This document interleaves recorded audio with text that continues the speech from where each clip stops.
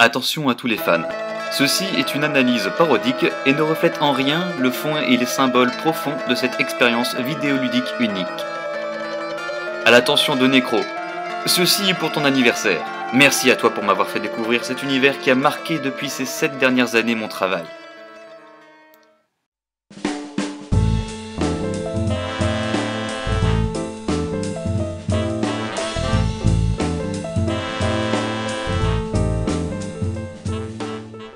Attention, aujourd'hui un numéro spoiler. Pour ceux qui n'ont pas encore joué à Silent Hill 2, si vous ne voulez pas apprendre que le est en réalité le meurtrier de sa propre femme, ne regardez pas cette vidéo. Pour ceux qui ne connaissent pas ou qui changent leur futal en moule à brownies à chaque fois qu'ils perdent le contrôle de leur sphincter, à la moindre émotion forte, sachez que Silent Hill est pour moi la meilleure référence du genre survival horror. Comprenez Man vs Wild version Bienvenue chez les monstres. Rappel très rapide. Silent Hill est une ville fantôme qui confronte ses visiteurs à leur culpabilité en les matérialisant sous forme de monstres et de décors appropriés. Pour Silent Hill 2, l'idée globale, c'est ça. James est veuf, pourtant sa femme lui envoie une lettre l'enjoignant de la rejoindre à Silent Hill. Il y va, croise Angela, une jeune femme cinglée, des monstres, une gamine, un attardé psychopathe, le sosie parfait de sa femme version gourgandine, des énigmes et PAM! Révélation finale. En fait, James a tué sa femme, mais le traumatisme de cet acte lui en a fait zapper le souvenir, à moins que la ville ne lui ait fait oublier afin que l'impact de la vérité soit plus important. Au final, il combat le fantôme de sa femme, il remporte le match, et après avoir tiré les leçons de son erreur, la ville le laisse partir avec, en cadeau bonus, une femme toute neuve et championne de pole dancing. Respect aux pole danseuses, votre art devrait être une discipline olympique. Voilà 6 ans que je reçois en consultation Monsieur James Sunderland, et je peux vous dire qu'il s'est révélé être l'un des cas les plus passionnants qu'il m'ait été offert d'observer. Nique le secret médical. James a vécu, il faut le dire, un énorme problème de refoulement de ses désirs les plus noirs, et un profond penchant pour le sadomasochisme. Marié trop jeune, James n'a connu, intimement, qu'une seule femme, et ses pulsions ont vite pris le dessus sur la raison.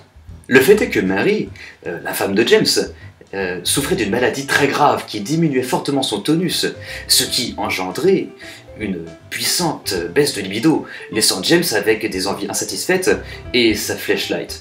Puis un jour, Mary voulut faire plaisir à James en lui ouvrant les cuisses. Mais le jeu tourna au drame. James, trop heureux à l'idée de redonner du service à son zigouigoui, fit jaillir au grand jour ses pulsions de dominance et étouffa Mary avec un oreiller. Par accident, cela va de soi.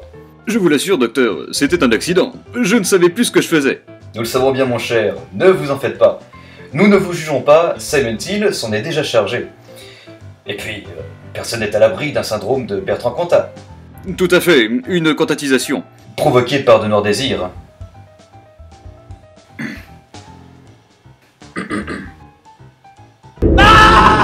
Guidé par la démence, il chargea le corps de sa femme dans la voiture, direction Silent Hill. Arrivé en ville, il se soulagea de cette culpabilité qui le pesait en se soulageant de 21 grammes d'âme. Autrement dit, en se supprimant. Son esprit fit un reboot et effaça le souvenir de l'homicide involontaire pour le remplacer par quelque chose de plus pur. La maladie aurait eu raison de Mary 3 ans auparavant. C'est là que la personnalité tordue de James va révéler les véritables facettes de sa sexualité. Ce qui nous permet de dire que les monstres de Silent Hill sont une part de James, et le fait que cette ville laisse ses victimes dans une réelle dimension de cauchemar. Et il est souvent dit que dans un cauchemar, tous les personnages que nous apercevons sont des éléments qui mettent en lumière un refoulement de fantasmes inavoués. Tout d'abord, je vais ranger Maria dans la catégorie des monstres, même si j'émets une certaine réserve à cette idée. Elle est en fait une matérialisation fantasmée de Mary. Que constate-t-on d'abord? Oui, en effet, James aime les stripteaseuses. Mary et Maria sont donc de parfaits clones. Une stripteaseuse doit mettre ses atouts en avant afin d'actionner une bordaison instantanée, mais ne doit pas laisser penser au client qu'il va pouvoir se la faire avec autant d'aisance qu'une prostituée. Le subconscient de James le maintient dans une forme de frustration. Étrangement, l'esprit de James a une tendance à désirer les femmes inaccessibles. Et il s'est donc lancé un petit défi. Pour vraiment ouvrir le bal des monstres, voici le Lying Figure. Cette créature a un buste piégé dans une camisole épidermique, ce qui sous-entend un être emprisonné de lui-même, fuyant la réalité. Mais cette créature a aussi une symbolique sexuelle très marquée. Pas de bras, donc pas touche, et surtout une entrave qui interdit la masturbation. Le buste est fendu d'un orifice d'où jaillit un acide. Le lien peut être fait avec l'éjaculation, mais les confidences de James ont fait comprendre quelque chose, comment dire, de plus dommageable pour le psychisme. Dans son enfance, le père de James, Frank, lui a montré une vidéo très perturbante, celle de sa naissance. Ouais. Et il a diffusé la vidéo devant toute la famille. Je vous raconte pas le malaise. Le petit Sunderland s'est donc vu lui-même être extrait du vagin de sa mère, alors que celle-ci l'arrosait d'un flux continu de cyprine occasionné par l'orgasme provoqué par le frottement de la tête de James contre le clitoris. Ok, la vidéo n'a pas encore été effacée par la censure. Tant mieux. Bref, il y a donc là un complexe oedipien couplé à un profond sentiment d'humiliation. Voici ensuite le flesh lips, autrement dit lèvres de chair. Ragoûtant, non? Alors quand vous regardez ça, vous vous dites, il y a un corps piégé dans un tissu, piégé dans une cage, ok. Mais vous pouvez également voir des jambes entre lesquelles apparaît une bouche. Sur les sites spécialisés, la description de ce monstre parle d'une bouche entre les jambes. Entre les jambes. Mais bien sûr, hein, c'est tout ce que ça évoque. Une bouche, évidemment. Faisons un zoom. Regardez, nous sommes dans la tête de James, dans sa frustration. Alors, cela doit vous rappeler quelque chose. Exactement, vous suivez bien.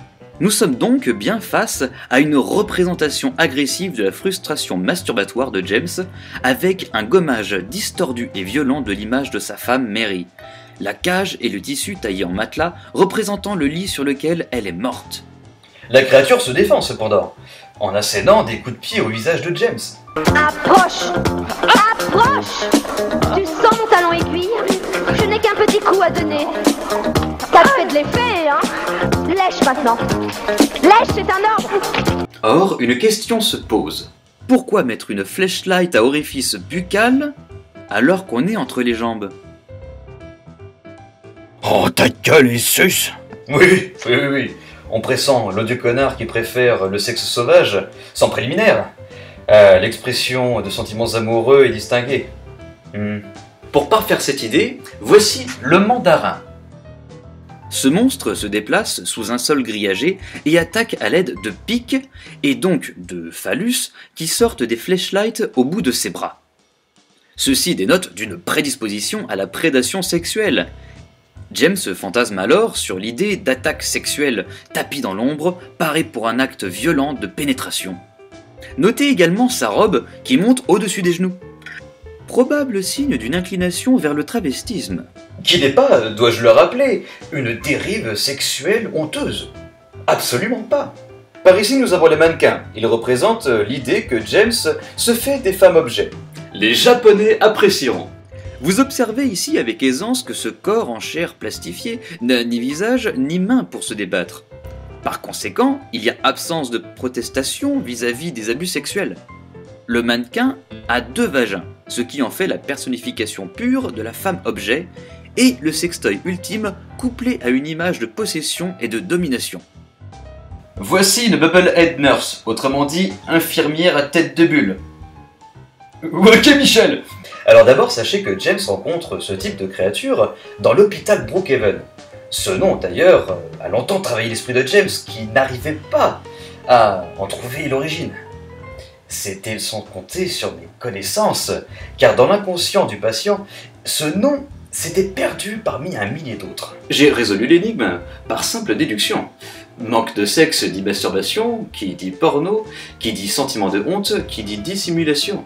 Les visages des infirmières sont effacés comme pour empêcher une identification qui occasionnerait l'embarras. L'homme qui se masturbe a la sécurité de ne pas être vu par les femmes lorsqu'il recouvre de sa jute l'écran de son ordinateur. Pas vu, pas chopé, pas de honte. J'ai donc finalement conclu que l'infirmière n'était autre que l'actrice porno Brooke Even, actrice qui a incarné un des fantasmes masculins les plus classiques, l'infirmière, bien évidemment. Jetons un œil curieux sur le personnage d'Angela, qui va croiser le chemin de James. Angela est une jeune demoiselle poursuivie par un père incestueux et violent. Au cours de l'aventure, James va le retrouver en compagnie de son géniteur qu'il va finir par tuer. Regardez maintenant l'Abstract Daddy, autrement dit, papa abstrait. Mais j'adore l'abstrait. Il s'agit en fait de la vision que James a du père d'Angela. Il perçoit donc un corps abstrait piégé dans une sorte de toile épidermique, aux membres entravés dans un cadre solide. La créature nous montre aussi un élément bien proéminent, un énorme pénis. James voit enfin et clairement un sexe d'homme représenté sur un des monstres. À travers le père violent d'Angela, il fait face à la dominance testostéronée qu'il envie avidement. Il contemple l'embryon de son propre côté dominateur qui cherche à s'affirmer et à posséder un corps à pénétrer. Ça, c'est un creeper. Bah, c'est juste un morpion, quoi. Un gros morpion.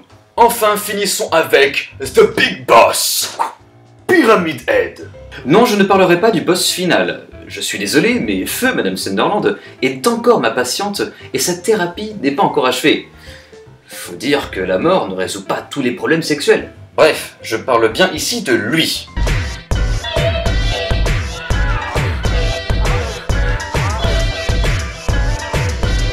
Et non de cette espèce de forain, fan de Soul Calibur. Donc, Vous voyez ce casque pyramidal en métal rouillé? Il masque un phallus imposant. C'est la marque du mâle dominateur couvert par un masque de rigidité et de souillure. eh oui, le monstre le plus charismatique de la saga a une tête de bite. Notez que les mannequins font d'ailleurs l'objet d'actes sexuels violents de la part de Pyramid Head. Preuve que cela est bien un fantasme inavoué de James. Oh allez, merde, mais c'est rien! Je me frotte juste la quiquette sur ton bidon! Mais arrête de bouger, putain! Mais Pipi est surtout l'image du surmoi. Il est James, il est sa culpabilité et il est son bourreau. Le casque devient, lors du combat final, face à James, un frein à ses désirs qui laisse place au jugement du meurtrier. Par ailleurs, les armes de Pipi mettent en valeur le phallus. Elles disent à James, voilà ce que tu es, alors voilà ce que tu vas prendre. Et tu casses. Et tu casses. Il faut dire aussi que quand vous voyez ça,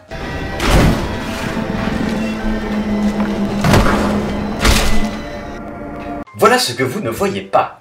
Pipi sectionne son phallus céphalique et marque la fin de la volonté de dominance de James après que celui-ci ait réalisé toute l'horreur de son être profond. Bon après, libre à vous de débattre sur l'intérêt de couper le jonc au violeur. Il n'empêche qu'aujourd'hui, James va mieux, qu'il a avoué son crime aux autorités, qu'une femme l'attend chez lui en payant le loyer comme elle peut, avec son savoir-faire, et qu'il vit dans la franche rigolade d'une ambiance carcérale. D'ailleurs, ses camarades de cellule lui ont donné un petit surnom. Ginette. Voilà, donc après son sujet, j'en conviens, sachez que Silent Hill peut vous laver de tous ses péchés et vous offrir une nouvelle vie si vous êtes capable de voir l'obscurité en vous et de vous en affranchir. Moi j'y suis allé pour tester, mais j'étais déçu. Apparemment, mon côté sombre, c'est mon penchant pour les Disney. Ah, je suis déçu, moi. J'aurais bien voulu voir des bonnes gonzesses avec des bons gros... Je remercie tout particulièrement le docteur Cléador, psychologue de renom, pour m'avoir aidé dans cette étude. Pour ma part, je vous conseille de suivre ma page Facebook pour vous tenir au courant des sorties, ainsi que de la réédition de ce roman, Mutile 2, où je révèle la vérité sur les événements vécus par James Sunderland. Il a le roman, c'est ça. Ah. Voilà, pour mettre un point final, je ne vous citerai plus personne parce que ça me saoule. Voilà, ciao.